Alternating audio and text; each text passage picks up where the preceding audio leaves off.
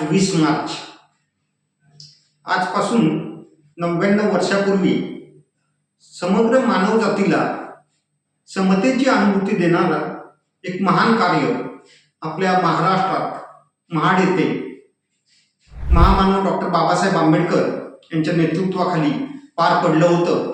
त्या दिवसाचं स्मरण म्हणून सामाजिक समता दिवस किंवा सामाजिक सबलीकरण दिवस अशा नावानं या दिनाचं स्मरण आपण सर्वजण करत असतो. महाडच्या सत्याग्रहाला 100 वर्ष पुढच्या वर्षी पूर्ण होतील, म्हणजे आजपासून त्याचा प्रारंभ झाला आहे. तर या 100 वर्षाचा इतिहास जेव्हा 100 वर्षापूर्वीचा इतिहास जेव्हा आपण समजून घेतो तेव्हा डॉक्टर बाबासाहेब आंबेडकर आणि त्यांचे असंख्य सहकारी यांनी किती मोठं दिव्य काम केलं आणि इतिहासाला कलाटणी दिली हे आपल्या लक्षात येतं. थोडा इतिहासाचा मागोवा घेताना असं लक्षात येतं 1923 साली डॉक्टर बाबासाहेब आंबेडकर विलायतेतून आपलं शिक्षण घेऊन परत आले आणि परत आल्यानंतर आपला व्यवसाय वकिलीचा नोकरी प्राध्यापक म्हणून करत असताना आपल्या समाजाच्या भल्यासाठी त्यांनी बहिष्कृत हितकारिणी सभा नावाची संस्था सुरू केली. शिका, संघटित व्हा आणि चेतवा या 3 ब्रीद वाक्यांना घेऊन त्यांनी काम सुरू केलं आणि त्या संस्थेच्या माध्यमातून पश्चिम महाराष्ट्र असेल, खानदेश असेल, नाशिक असेल, विदर्भ असेल अशा वेगळ्या वेगळ्या ठिकाणी बहिष्कृत हितकारिणी सभेच्या परिषदा आयोजित केल्या. त्यातीलच परिषद 19 आणि 20 मार्च रोजी महाड येथे होणार होती आणि या परिषदेला डॉक्टर बाबासाहेब आंबेडकर संबोधित करणार होते.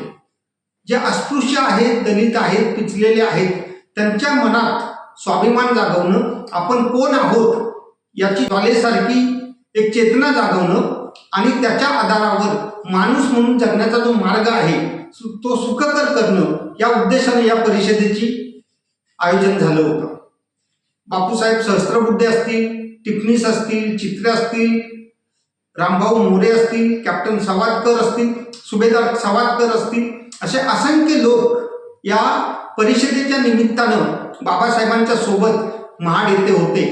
19 तारखेला दुपारी सुरू झालेली सभा रात्री संपली. बाबासाहेबांनी या सभेत उत्तम मार्गदर्शन केलं आणि ते मार्गदर्शन करत असताना आपली जी ही अवतनी आहे त्याला बहुतांशी आपणच जबाबदार आहोत. आपण शिकलो, आपल्यावरची ही व्यंग जी आहेत ती आपण दूर केली तर आपणही सन्मानाने जगू शकतो आणि या हिंदू धर्माशी आपला असणारा अनन्य संबंध आपण प्रस्थापित करू शकतो अशी भूमिका मांडली होती.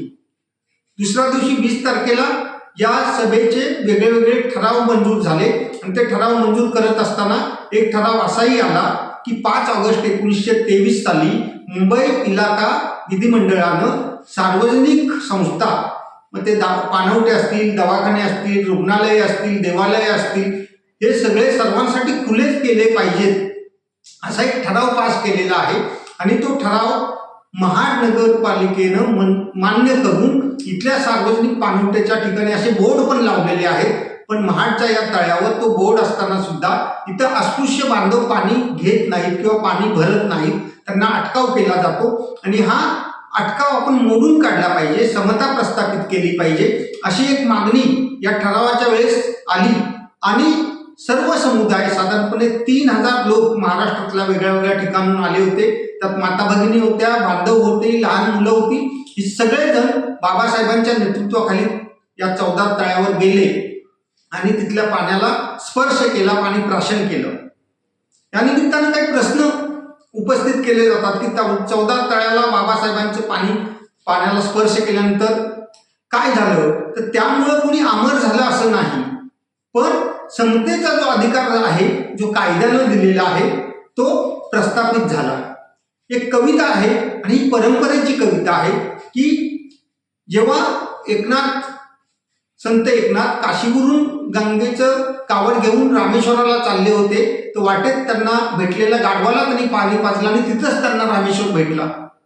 महात्मा फुलेंच्या वाड्यावर जेव्हा दलित समुदाय पाण्यासाठी आला आणि त्यांनी स्वतःची खाजगी विहीर खुली केली आणि त्यांना पाणी दिलं तेव्हा एक ज्योतिमय प्रकाश समाजाला दिसला समतेचा आणि बाबासाहेब आंबेडकरांनी त्या तळ्यातल्या पाण्याला स्पर्श केला आणि ते पाणी चवदाळ झालं, अशा स्वरूपाचं असं व्याख्या असणारी किंवा त्याचा आशय असणारी कविता प्रकाशित झालेली आहे. हे चवदार तळ्याचं पाणी पिल्यामुळं कुणी आमर होणार नव्हतं, तर समतेची एक प्रस्थापना होणार होती आणि ती बाबासाहेबांच्या नेतृत्वाखाली झाली. आपण या चवदार तळ्याच्या दिनाला किंवा चवदार तळ्याच्या सत्याग्रहाला 100च्या दिशेने जात असताना बाबासाहेबांची भूमिका काय होती ती भूमिका समजून घेऊया. आणि चवदार तळ्याचं हे आंदोलन, चवदार तळ्याचा सत्याग्रह 100 वर्षापूर्वी जसा झाला होता त्याचा आशय, विषय आणि आजच्या संदर्भातले त्याचे मुद्दे लक्षात घेऊन वर्षभर आपण या चवदार तळ्याच्या सत्याग्रहाला किंवा महाड क्रांती, सामाजिक क्रांतीला लक्षात घेऊया आणि बाबासाहेबांच्या कल्पनेतला समाज, बाबासाहेबांच्या संकल्पनेतला हिंदू समाजाची पुनर्रचना, पुनर्घटना करण्यासाठी प्रयत्न करूया. हा संकल्प खऱ्या अर्थानं आज आपण केला तर एका अर्थानं त्यावेळेस 100 वर्षापूर्वी आपण त्या चवदार तळ्याच्या सत्याग्रहात सहभागी झालेलो नव्हतो. बाबासाहेबांचं पवित्र दर्शन, पवित्र विचार आपल्याला अनुभवता आले नव्हते, पण या वर्षभरात आपण त्यांच्या मार्गाने गेलो, ते विचार समजून घेतले आणि त्या पद्धतीनं कृती केली तर बाबासाहेबांचा विचार पुढे घेऊन जाण्यासाठी आपणही पात्र आहोत आणि बाबासाहेबांच्या खऱ्या अर्थाने अनुयायी आहोत. ज्या हिंदू समाजाच्या सुधारणेसाठी बाबासाहेबांनी हे सगळं आंदोलन केलं होतं, सत्याग्रह केला होता, ते प्रश्न अजूनही वेगळ्या वेगळ्या स्वरूपात आपल्या समोर येत आहेत. आजही आपल्या समाजात तेढ आहे, आजही आपल्या समाजात जातीभेद, अस्पृश्यता पाळली जाते, ती दूर करणं आणि सगळा समाज एक आहे, एकरस आहे, समरस आहे, सगळे हिंदू समान आहेत हा भाव जागवणं म्हणजेच महाडच्या चवदार तळ्याच्या सत्याग्रहाला आदरांजली वाहणं असं मला वाटतं. आणि मग बाबासाहेबांच्या संकल्पनेतला समाज उभा करण्यासाठी, समरस समाज उभा करण्यासाठी, भेदमुक्त समाज उभा करण्यासाठी आणि बंधुभाव हाच धर्म जाणणारा समाज उभा करण्यासाठी आपण सगळे कटिबद्ध होऊया. आजच्या दिवशी महाडच्या चवदार तळ्याच्या सत्याग्रहाला प्रेरणास्थानी ठेवून पुढील वर्षभर आपला समाज भेदमुक्त होईल, जातीमुक्त होईल याच्यासाठी प्रयत्न करूया. असे सगळ्यांनी आपण या निमित्तानं प्रण करूया, या दिशेने आपण सगळ्यांनी प्रवासाला सुरुवात करूया असे एक इच्छा व्यक्त करतो आणि थांबतो. धन्यवाद.